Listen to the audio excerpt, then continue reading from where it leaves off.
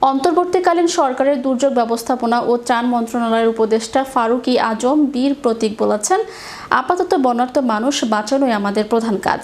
তাদের চিকিৎসা সেবা দেয়া, ক্ষুধার্ত অন্ন জোগানো, শিশু নারী সবার স্বাস্থ্যের দায়িত্ব নেওয়া। বন্যা দুর্গত এলাকায় এসে মনে করছি এটাই এখানকার প্রধান কাজ।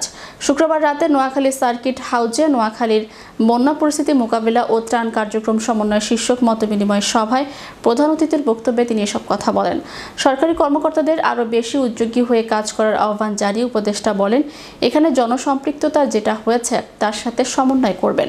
এর সমন্বয়তা যেন কোনোভাবেই বিচ্ছিন্ন না হয়। বৈষম্য বিরোধী ছাত্র আন্দোলনের স্বেচ্ছাসেবী সহ সকল আঙ্গিকের স্বেচ্ছাসেবীদের ঐক্যবদ্ধ থাকতে হবে।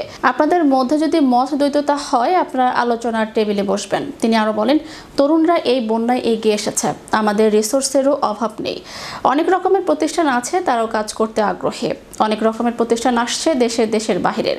এ সময় আরও উপস্থিত ছিলেন নোয়াখালী জেলা প্রশাসক দেওয়ান মাহবুবুর রহমান, বাংলাদেশ সেনাবাহিনীর মেজর রিফাত আনোয়ার, জেলা civil surgeon doctor Masum Iftekhar, অতিরিক্ত জেলা প্রশাসক শারমিন আরা, অতিরিক্ত পুলিশ সুপার বিজয়া সেন এবং বৈষম্য বিরোধী ছাত্র আন্দোলনের প্রতিনিধিরা।